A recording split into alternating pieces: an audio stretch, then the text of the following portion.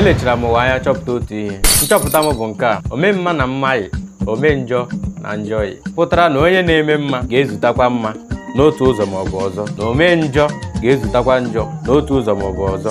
Agbanyeghị na ome mma n'ime ime mma ya niile ọ na-eme, ọ na-achọ imenwa ihe nhịa ahụ na-achọ imegide mma ọ na-eme. Mana otu okwu nwere ịbụ ome mma bụ elekwala ihe na-eme gburugburu gị ka ekwụsị ime mma ị na-eme. Jisie ike, ọrụ niile nwere ụgwọ. Na ọ bụ onye gbatara ọfụma n'ama egwuregwu ga-arachakwa oroma. Nke a bụ okwu nwere ịgwa gị. Ilewe ọnụ ụwa, ihe ọma agaghị adịkwa gị omume, uche gị dịkwa ya. N'ime maka oge agaala mgbe a ga-asị na ọ bụ nkịta ara nsị eze ere ewu. Ugbu a bụ ihe nkịta metara so nkịta, nke ewu metara so ewu. Isi mkpi dị na akpa mkpi.